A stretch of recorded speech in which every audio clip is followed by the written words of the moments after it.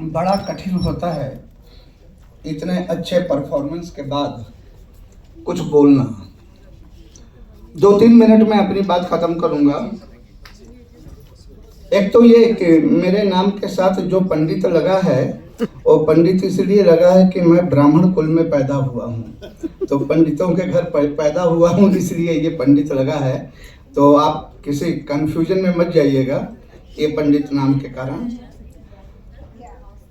गुरु धनेश्वर स्वामी और गुरु सच्चिदानंद दास जी ने आज जो कुछ कहा वो मेरे लिए भी ज्ञानवर्धन के लिए बात है। और जैसा कि मैंने पहले सेशन में ही कहा था कि ओडिसी संगीत जरूर सुना है मैंने, ओडिसी डांस भी देखा है, लेकिन इस तरह का सेमिनार या इस तरह का सेशन मैंने कभी नहीं अटेंड किया, तो मेरे लिए भी नई बात है ये। इन दोनों गुरुओं ने जो बातें कही, उत्तर भारतीय संगीत में ताल को लेकर उन्हीं बातों को आगे बढ़ाने की मैं कोशिश कर रहा हूँ। हमारे यहाँ जब तालों की बात होती है, और आजकल पूरा सिस्टम बदल गया है, सब आजकल के बच्चे बड़े स्मार्ट हो गए हैं, तो वो कुछ सीखने के पहले सोचते हैं कि हमें जॉब कहाँ से मिलेगा, इससे हमको लाभ क्या होगा। तो बहुत सारी चीज़ें खत्म होती जा रही हैं। यहाँ म्यूजिशियंस बैठे हैं। हमारे यहाँ रागों के लिए कहा जाता है शुद्ध राग, छायालग राग, संकीर्ण राग। जिन रागों पे किसी दूसरे राग की छाया पड़ती है उन्हें छायालग राग कहते हैं। तालों में भी ऐसा होता है।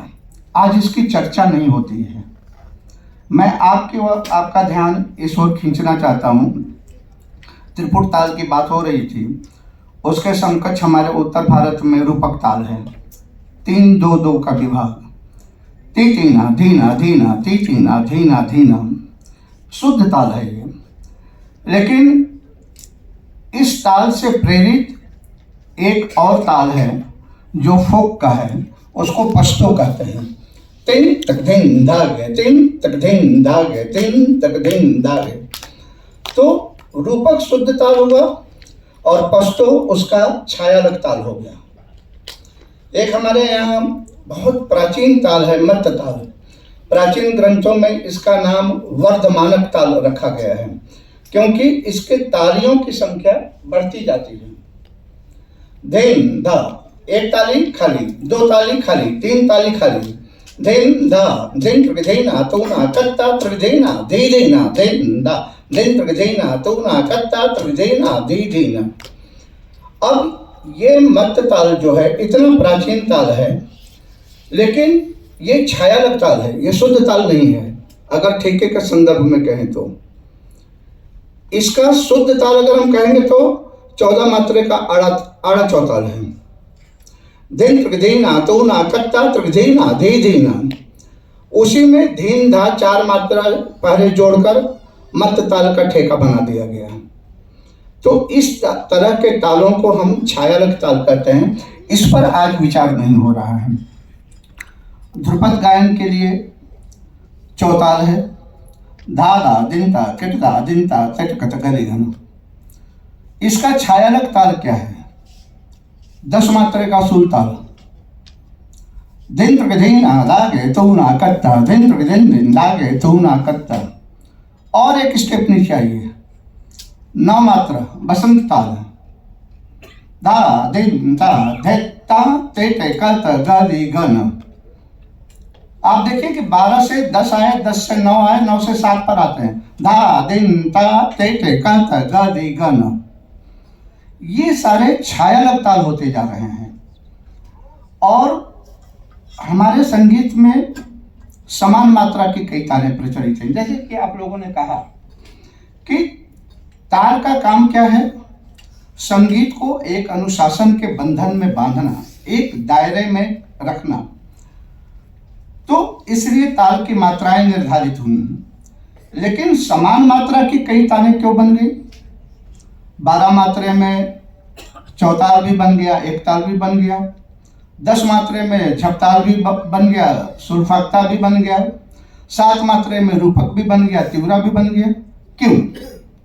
16 मात्रे में 3 ताल भी है, तिलवाड़ा भी है, जत भी है, आधा पंजाबी भी है। क्यों?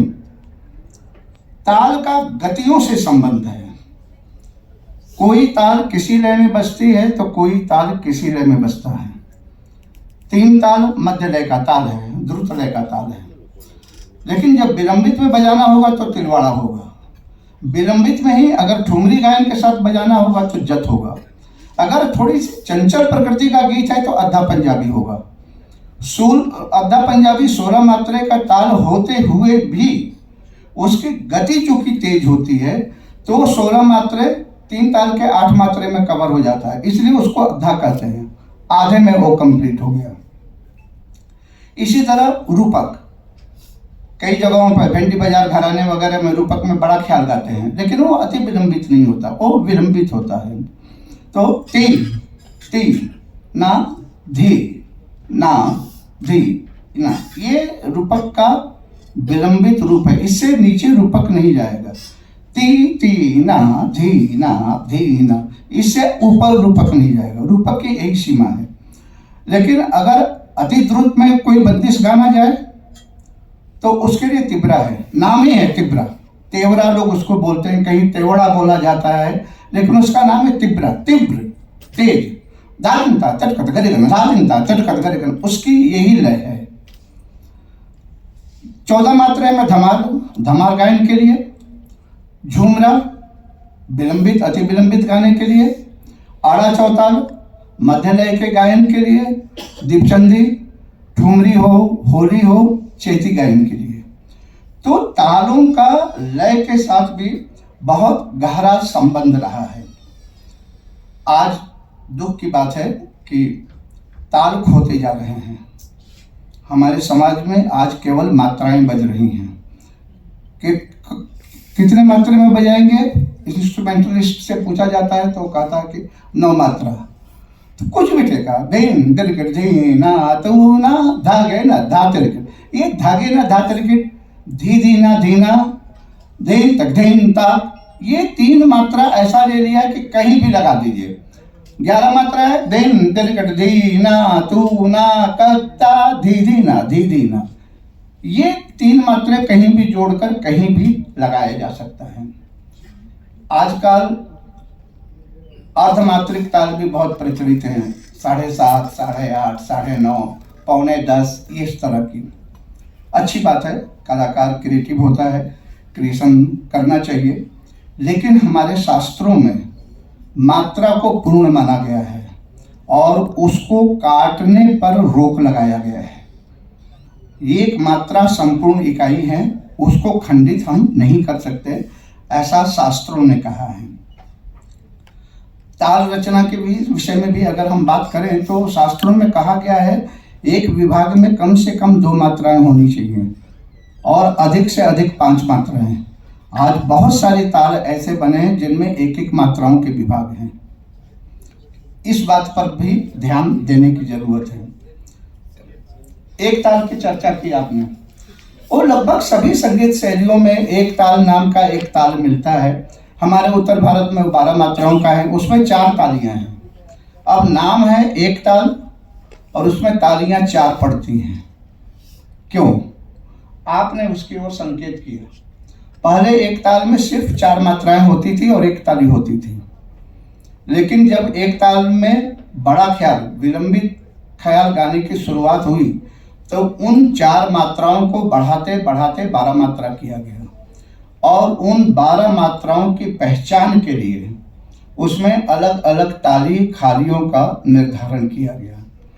और रागों के संदर्भ में कुछ लोग कहते हैं सदाबहार राग, वो हर समय गाया जाता है, बड़ा खूबसूरत लगता है। हमारे उत्तर भारत में भैरवी को कहते हैं सदाबहार राग, कभी भी गा लो, रात को भी गा लो। मैं तालों के संदर्भ में एक ताल को कहता हूँ सदाबहार ताल। अति विलंबित लय से लेकर अति द्रुत लय तक बजने वाला यह एकमात्र ताल है। अति विलंबित ख्याल से लेकर अति द्रुत तराना तक आप इसको गाइए, इसमें आप भजन गाइए, आप इसमें गीत गाइए, सब कुछ गाइए, एक ताल वहाँ एकदम सही बैठता है, तो उसको हम सदाबहार ताल कहते हैं। सम विषम पर एक बात मैं जरूर कहना चाहूँगा कि मुझे लगता है कि सम और विषम दो ही प्रकार हैं, चार नहीं है। मुझे ऐसा लगता है सम से जो शुरू हुआ वो सम है, और सम के अलावा दूसरी जगह से जो शुरू हुआ वो विषम है। अब दूसरी जगह से जो शुरू हुआ वो कहाँ से शुरू हुआ? सम के पहले शुरू हुआ या सम के बाद शुरू हुआ? तो विषम के दो प्रकार हो गए, अतीत और अनागत।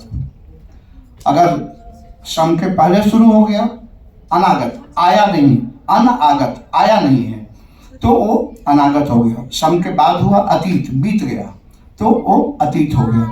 ऐसा मेरा मानना है, और मैं सचमुच बहुत कृतज्ञ हूँ मुझे यहाँ आमंत्रित करने के लिए, और एक नई दुनिया से मेरा परिचय हो रहा है, एक नए तरह का ज्ञानवर्धन हो रहा है, और मैं आप सब लोगों का बहुत बहुत आभारी हूँ। जो कुछ भी त्रुटियां मुझसे हुई हों मैं माफ़ी चाहता हूँ, और दो पंक्तियों के साथ अपनी बात को समाप्त करता हूँ। सिर्फ शब्दों से न करना किसी के वजूद की पहचान, सिर्फ शब्दों से न करना किसी के वजूद की पहचान, हर कोई उतना कह नहीं पाता जितना समझता और महसूस करता है। धन्यवाद, नमस्कार।